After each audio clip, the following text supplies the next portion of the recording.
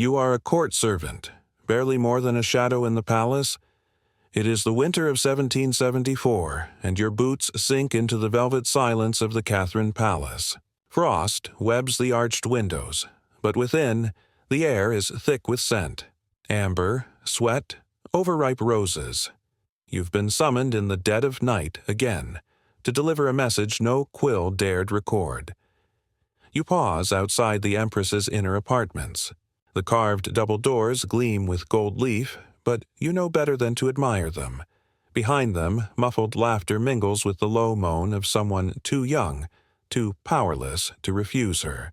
A guard 2 steps behind you murmurs, "Don't look at her, not even if she speaks to you." You step forward. The doors open without a sound. Inside, Catherine the Great reclines like a goddess grown tired of gods.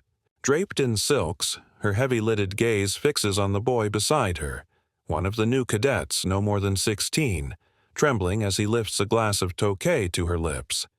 She doesn't drink. She smiles. And you realize, this isn't an affair. It's a ceremony. Think Catherine the Great was a visionary ruler who dragged Russia into the modern age? Think again. What you're seeing is the machinery of power turned inward, where politics is foreplay and the fate of nations is decided in bedchambers, not boardrooms. Catherine didn't just sleep with her favorites. She remade them into kings, generals, princes, and she unmade them just as swiftly. This isn't romantic indulgence. It's a system of control so elaborate, so quietly devastating, it nearly shattered the spine of the Russian Empire. And the truth? It was never a secret. Catherine's lovers weren't hidden.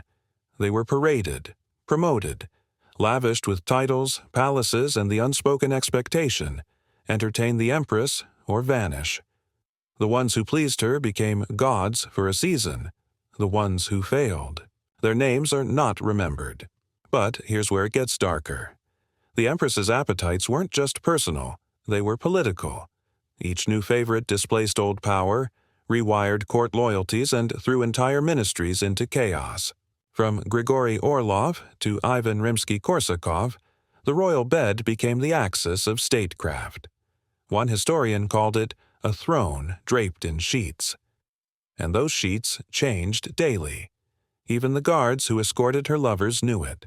Records show secret payments to officers who vetted the suitability of candidates. Young, beautiful, obedient. When she tired of one, they were exiled to distant posts or retired into silence.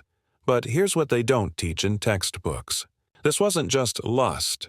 It was strategy, desperation, and revenge, twisted together until no one, not even Catherine, could separate them.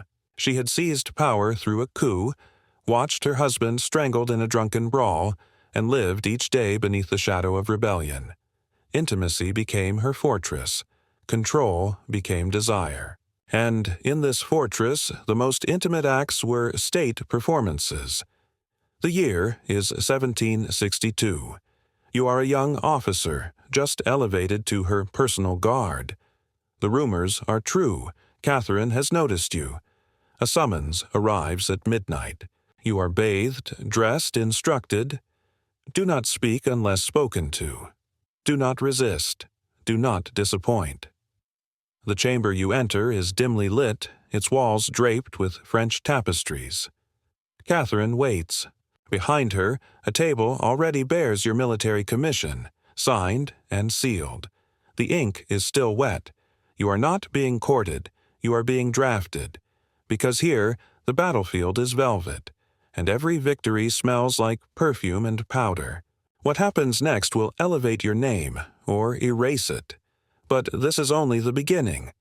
The reality behind Russia's greatest empress is far more disturbing than legend admits.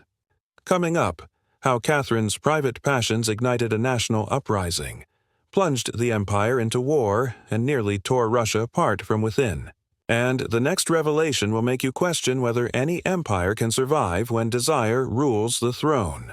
You are a stable boy in the Imperial barracks, barely 17. The air reeks of hay and animal sweat, but tonight something else drifts in. The scent of polished boots imported oils and candle smoke from the Empress's quarters. You were told to groom the stallion meant for General Grigory Orlov, but he never arrived. Instead, you saw him last night, shirtless and laughing, as palace attendants led him toward the Empress's wing. This morning, he wears a uniform stitched in gold. His rank, Marshal. His experience, barely more than yours.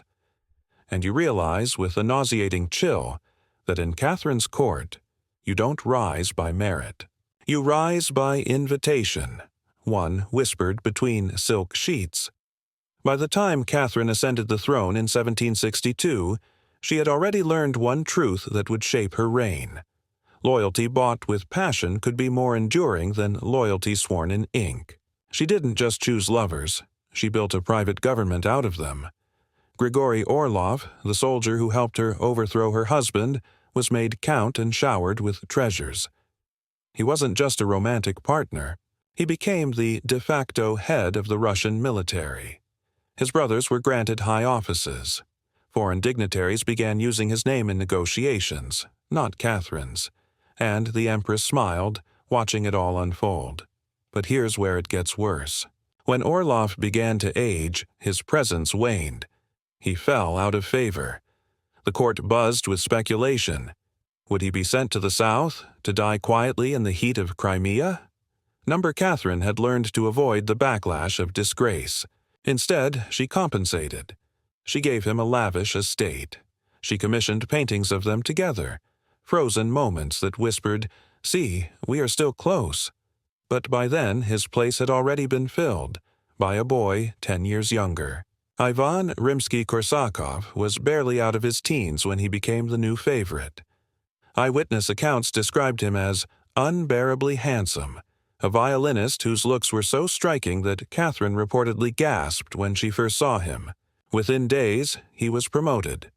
Within weeks, he had his own wing of the palace, and within months, he controlled access to the Empress herself. Ministers had to pass through him to reach her. But the power behind those doors came with a price. Catherine's lovers were not permitted privacy. Servants recorded every movement. Letters were intercepted. Even the slightest deviation from obedience was grounds for exile. Korsakov learned this the hard way.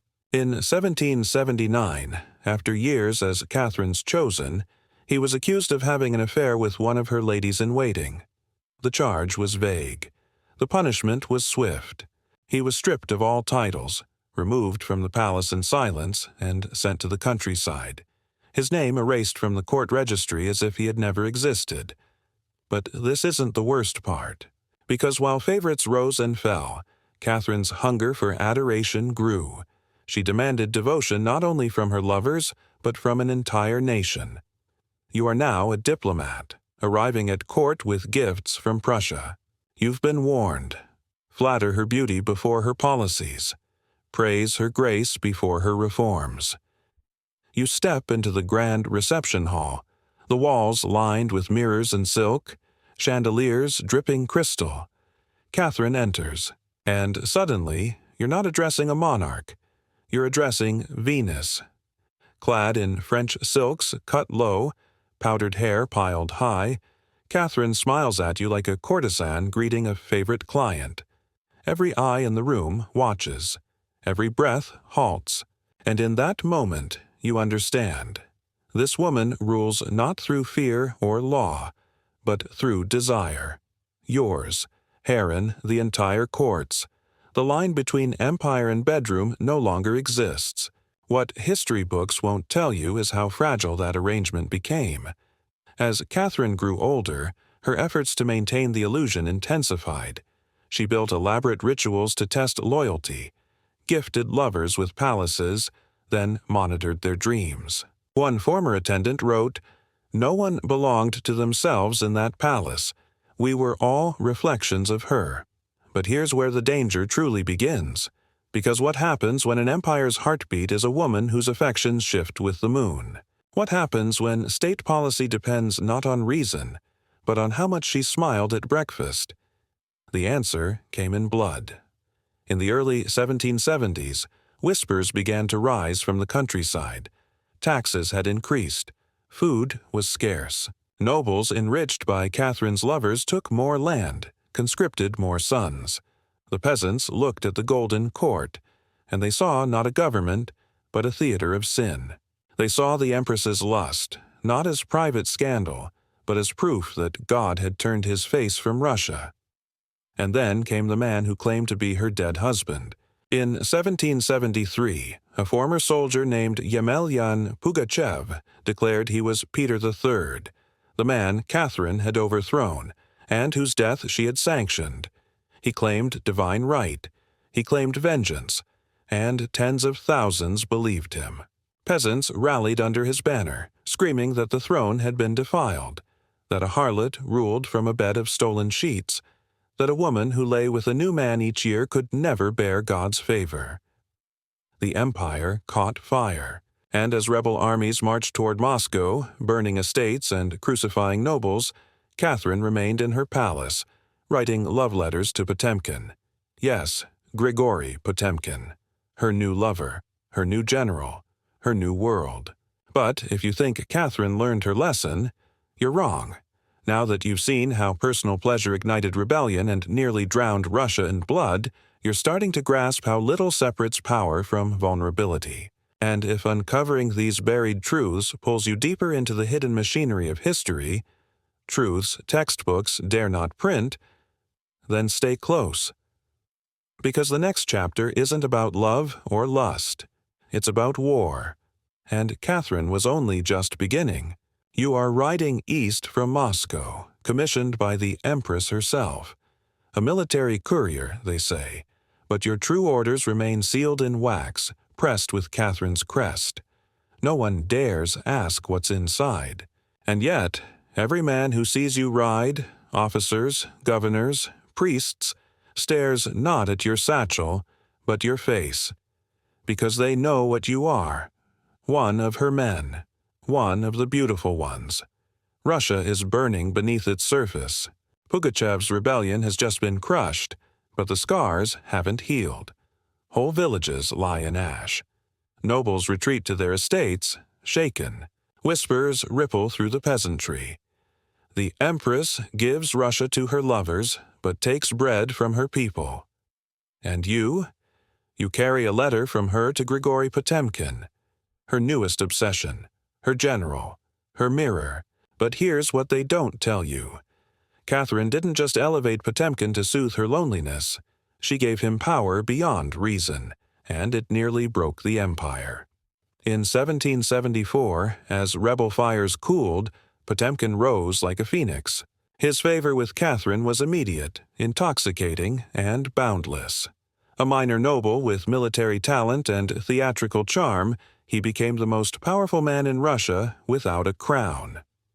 But the Empress didn't simply give him a title. She gave him territory.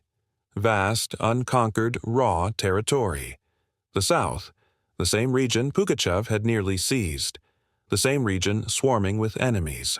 Ottomans, Tatars, wild tribes, and ghosts of burned villages. And Potemkin. He turned it into his kingdom. With Catherine's blessing. He ruled it as a lover rules a favored body, fiercely, personally, jealously. Cities rose bearing his name. Armies formed at his command. He distributed land to former favorites and sycophants, men chosen not for loyalty to Russia, but loyalty to her.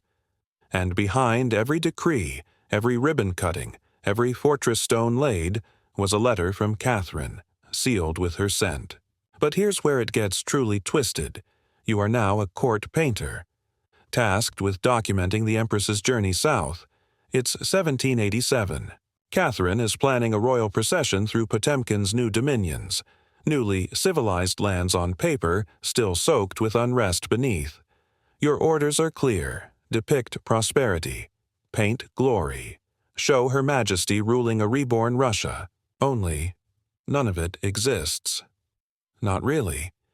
Potemkin builds facades, entire fake villages erected along the Dnieper River, wooden houses painted bright, filled with imported peasants dressed in borrowed finery, livestock paraded on cue, children rehearsed in songs praising the Empress.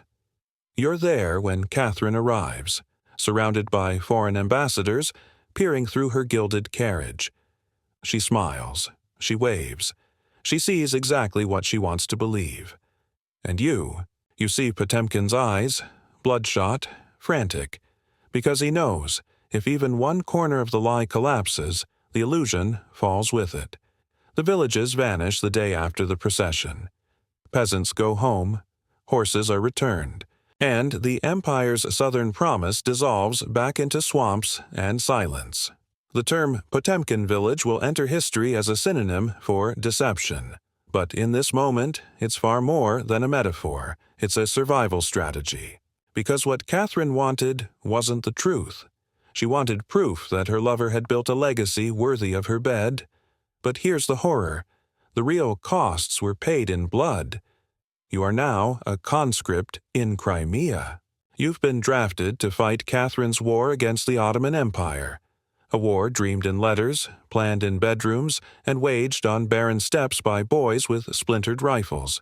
Potemkin, ever the showman, commands from afar. His letters to Catherine are perfumed with victory. But the truth? You're freezing to death. Your comrades die of rot before they see a single Turk. Supplies promised never arrive. The roads were never built. The fortresses were painted facades, like the rest of his empire. The Empress receives news of your triumphs. Meanwhile, your body lies buried in unmarked snow. This isn't a failure of logistics, it's a consequence of lust. Because Catherine, desperate to immortalize her reign through Potemkin's vision, ignored every warning. She poured fortunes into the south. She elevated court jesters into generals. She rewarded compliments with armies. By 1789, her imperial court was a carousel of men, each one selected, elevated, and discarded. But none matched Potemkin's ambition, and none matched his madness. He proposed a marriage, a secret one, unrecorded, unrecognized, but sealed in silence between them. Some historians believe it happened, others doubt it, but Catherine's letters, those survive. "Without you," she wrote, "I feel like a corpse."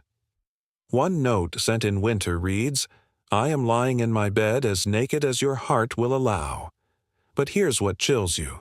These letters were written while tens of thousands starved, while serfs dug through frozen earth for beetroot, while foreign dignitaries mocked Russia as a love-addled empire ruled by a grandmother and her groom, because Potemkin was no longer young.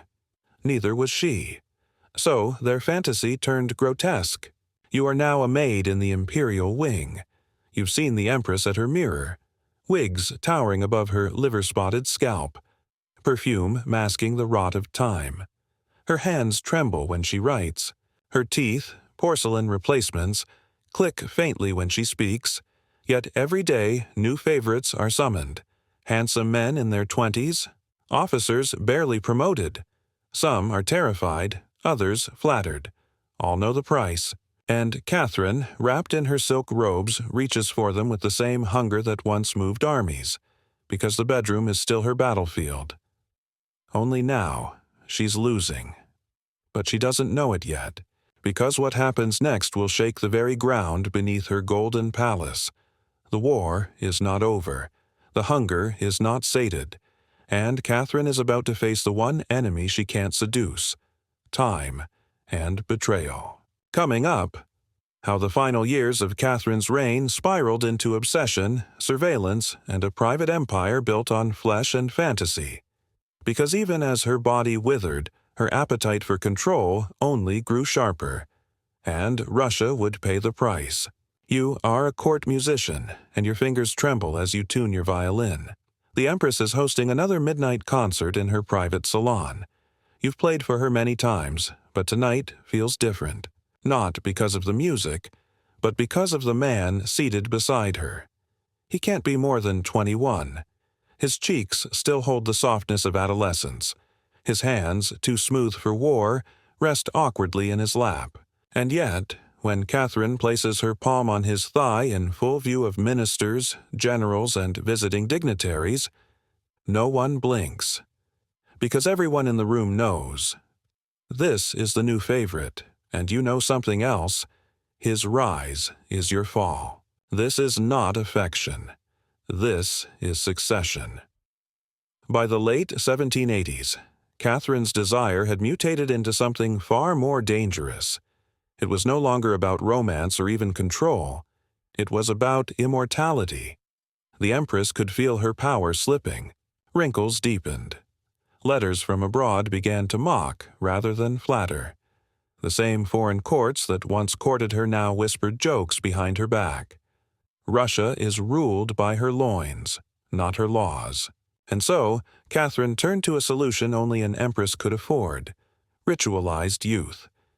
Each year, younger men were chosen, not from the nobility, not from the army, but from the pageantry of the court itself.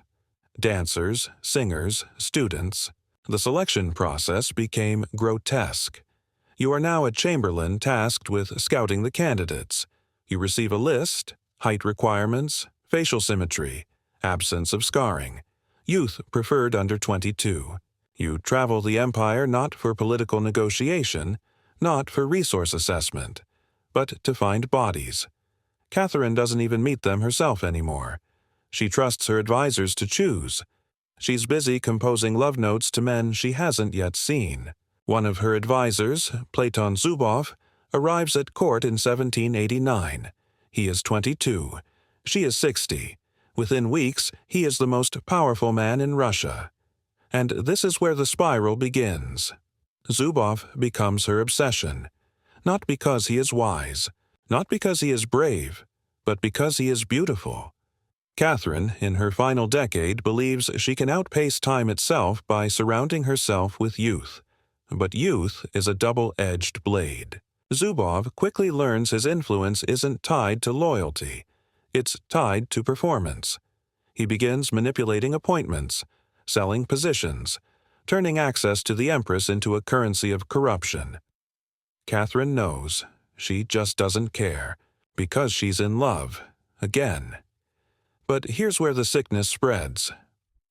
Catherine creates a private intelligence network, not to monitor enemies abroad, but to track the fidelity of her favorites. Secret reports are filed daily: how long they spend in other salons, who they speak to, whether they flirt. And if a favorite strays, Catherine doesn't confront. She writes poetry. She writes verses soaked in jealousy, pain, and erotic longing. One such line reads, "My heart is chained to a shadow who vanishes at dawn." The shadow is Zubov, and the dawn is another young man, barely 18, who now plays chess with the Empress each morning. What you don't see, what Russia doesn't see, is that Catherine has built a palace of mirrors. Each lover reflects the one before. Each promotion echoes the same pattern, and each betrayal deepens her paranoia. You are now a valet serving in the corridors behind the Empress's bedchamber. You hear everything: the late-night sobs, the arguments muffled by brocade, the endless rehearsals of affection, favorites being coached on how to respond to Catherine's touch, her jokes, her moods. Because none of this is spontaneous anymore. It's performance. And you know how performances end. Here's where it all turns lethal. In 1796, Catherine begins drafting plans for an empire-wide expansion, a final campaign to cement her legacy. She dreams of pushing farther into Persia, of launching new social reforms, of rewriting Russian inheritance law to sideline her weak-willed son, Paul. She intends to name her grandson, Alexander, as heir. A bold move, a dangerous one, and Paul knows. He waits. You are now a doctor summoned to her chambers on November 5th. The Empress has collapsed. She was found on the floor of her private bathroom, her body twisted, her breathing shallow. A stroke. Massive, irreversible. For days, she hovers on the edge of death. Her favorites crowd the halls in silence. No one dares speak of succession. Not yet. And then Paul arrives, not as a grieving son, but as a storm. He storms the palace, demands the keys to her will, seizes control of the army, locks Zubov in his apartments, Orders. Catherine's secret archives sealed. When she dies on November 17th, Russia doesn't mourn. It exhales. And Paul's first act as Tsar? He reverses nearly everything she built. He slashes her reforms, exiles her closest advisors, publicly denounces her favorites as parasites of the crown. But most tellingly, he bans any record of her personal correspondence from being published. He doesn't want Russia to remember the empress who conquered nations. He wants Russia to forget the woman who slept her way through policy. And for a while, it worked. The statues remained. The portraits still hung. But the woman behind the crown faded beneath layers of myth and silence. Until now. You've seen how Catherine used power to shape pleasure, and pleasure to shape power. You've witnessed the rise of lovers, the collapse of institutions, the empire twisted around the hunger of one woman's heart. But what happens when that hunger, unsatisfied even by youth, war, or adoration, consumes her from the inside? Coming up, how Catherine's final descent into obsession turned the Russian court into a gilded prison, where intimacy became surveillance, desire became decree, and the throne itself was nearly buried beneath the weight of her appetites. You've seen seduction. Now prepare to witness destruction. You are a footman, stationed in the long corridor outside the Empress's private apartments. It's the spring of 1795, Catherine's final year. The palace walls glisten with gold leaf and mirrors, but the air smells of lavender and something sharper, the decay of obsession. Each morning begins the same. A new letter delivered, a new reply dictated in trembling cursive, and always, always, a tray sent to Platon Zubov's chambers, pears, cheese, wine, and a lock of hair wrapped in silk ribbon. But Zubov doesn't smile anymore, because now he's afraid. Catherine is 70. He is 25. And the gap between them is no longer just years. It's an abyss filled with demands, surveillance, jealousy, and emotional warfare. You don't serve a monarchy anymore. You serve a theater, and the audience is gone. By this point, Catherine's court has become a labyrinth of echoes. Every hallway lined with portraits of her past lovers. Every chamber haunted by the ghost of someone younger, handsomer, more clever. And Zubov. He's walking the same tightrope they all did. One misstep and he'll vanish, just like they did. But here's where it turns sinister. Catherine doesn't just fear aging. She fears disappearing. She fears that without her body, her beauty, her control, Russia will forget her. So she does what no empress has done before. She starts recording herself, not with quills alone, but with painters, poets, architects, and scholars. She commissions statues. She writes her memoirs. She forces courtiers to read her essays aloud in salons, pretending to be moved, even as their eyes avoid hers. You are now a sculptor brought in from France. Your commission: a life-size marble statue of the Empress. Not in her current form, but as Minerva, goddess of wisdom. Young, strong, bare-armed. Catherine insists on approving every detail. She dictates the angle of the chin, the curve of the lips. She has the chest enlarged, the waist tightened. "You will carve me," she says, "as I should be remembered." What she doesn't say aloud, what everyone feels, is this: she's building a monument to drown the truth. But the cracks are showing. Her nights grow longer, the fires in her room burn hotter. She takes laudanum to sleep and wakes with trembling hands. One attendant, years later, wrote, "She could command armies but could not conquer the mirror." And the mirror now is everywhere. It's in the new wing she builds for Zubov. In the ballroom redesigned to reflect her in 30 separate panels. In the false laughter of guests too afraid to speak of anything but love. But here's where the final horror begins. You are now a young boy, no more than 15, chosen from a military academy for your manners and expression. You were told you'd serve the court, that you'd learn from the best. Instead, you are paraded before Catherine in a velvet tunic, then assigned quarters 2 doors from hers. The staff doesn't look you in the eye. Your name isn't listed on the court registry, and at night, when the door opens, you are told not to speak, only to listen, only to comfort, only to be present. You don't understand what's happening. You only know you're not allowed to leave, and if you try to tell anyone, you'll be dismissed for disloyalty. Because now, the Empress's desires are not just personal, they're enforced. This isn't seduction, this is policy, a system, and it has teeth. By 1796, Catherine employs a private network of informants to monitor every interaction between her and the young men brought into court. She reads their letters, questions their instructors, keeps notes on their behavior. One surviving document, coded in cipher, lists 16 boys, their names, ages, physical descriptions, and Catherine's notes: charming smile, nervous hands, asks too many questions. This wasn't passion. This was control disguised as affection. And the court, it obeyed. Because to challenge her now was to challenge the crown itself. But here's what finally broke the illusion. Catherine began writing decrees based on dreams, literal dreams. She would wake in the morning and declare that she'd received divine inspiration. One day, all schoolboys must be taught French by women. Another, poetry is to be required reading in military academies. Another still, all portraits of her must show her younger than 35.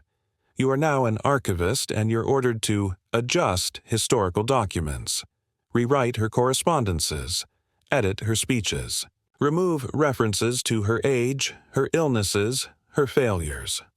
One directive reads, "History shall remember me as I define it, not as it happened."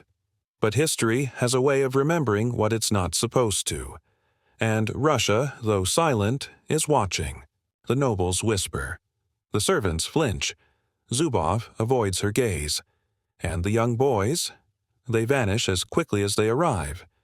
She's surrounded by people, yet utterly alone. And when Catherine finally collapses in her chamber, body failing, speech slurred, surrounded by portraits of lovers who no longer live, none of them are there. Not one. Zubov doesn't hold her hand. The boys aren't summoned.